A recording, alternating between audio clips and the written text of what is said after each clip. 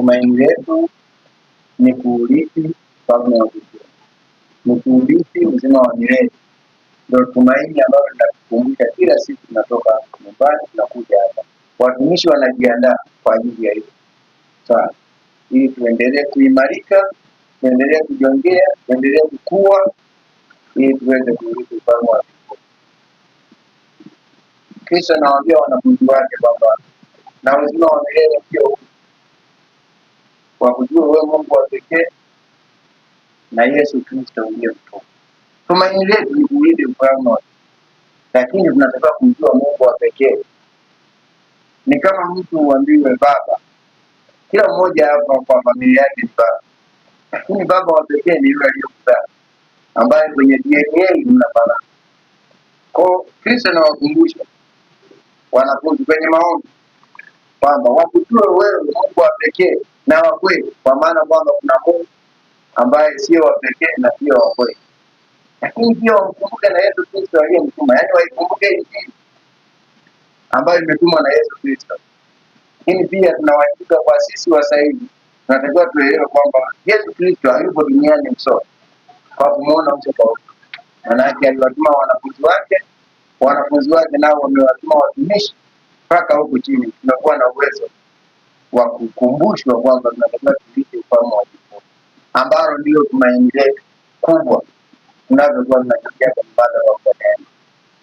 Wapendwa, Biblia inatukumbusha Kristo mwenyewe alijaribiwa, Kristo mwenyewe alipigwa, Kristo mwenyewe aliteswa. Kristo anasema imekuwa hivi kwa mti mbichi, mti mkavu itakuwaje? Kama Kristo aliteswa, Kristo alipigwa, Kristo alikanwa kama mtumishi alivyokuwa anatueleza, itakuwaje kwetu sisi? Kwa lugha fupi, lazima sisi tujaribiwe, lazima tupitie kwenye mateso ya aina zote, ya kujenga mwili, lakini pia na ya kutetea kazi ya Mungu. Tunapokuwa tunatoka nyumbani, huwa tunasikiliza sauti mbili. Sauti ya kwanza inakuja kwa upole, inakupusha nenda kanisani, hata haikulazimisha. Pale unavyoamka, tunavyojigeuza, tunaona mwanga hivi, inakupusha leo uende kanisani. Sauti nyingine inakuja nyuma yake, inasema kwanza tunawahi kule, watumishi wenyewe wanachelewa kule, ibada inachelewa, unawahi. Kwa hiyo sauti zinabishana, anayefanikiwa kufika, maana yake ile sauti ndogo inasikilizwa sana kuliko hii sauti iliyokuja mara ya pili. Ndiyo sura inayokuja hata katika kuwahi. Kwa mtu kisikiliza ile sauti inayokuja mara ya pili itakuchelewesha, ila ukisikiliza ile sauti ya kwanza unavyoamka, ile sauti itakuleta mapema kabisa.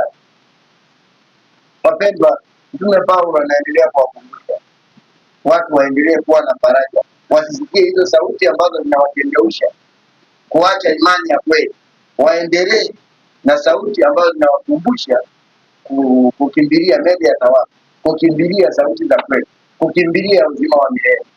Na sisi tumo, maana tunafuata imani ile ile ambayo Kristo alianzisha. Mtumishi ametueleza, na sisi tuna wajibu wa kurudi sasa upya, tujue kwamba imani tunayoifuata inahitaji vigezo gani, na sisi tunafiti, tuko kwenye hiyo hatua.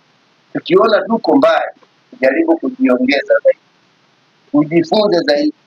Hiyo itatuletea faraja ambayo itatuletea nguvu za kuurithi ufalme wa mbinguni. Tusipofanya hivyo, maana yake kuja kwetu ni bure. Mtume Paulo anawaambia Wakorintho kwamba kukusanyika kwetu sasa kutakuwa ni bure, kama hatuwezi kujua faraja ambayo tunapewa kwamba inatupelekea kufikia tumaini, na mateso tunayoyapata ambayo ndio majaribu, kujua kwamba huu ni mtihani. Maana wanasema majaribu ni mtaji. Kama ni mtaji, maana yake tunatakiwa ukumbatie, ili baadaye tukiuchanganya wafanya biashara wanajua, ili baadaye tupate faida ambayo inaanza kuonekana kwa faraja, baadaye tunaurithi ufalme wa mbinguni. Bwana abariki andiko hili na ninyi mliosikia. Amen.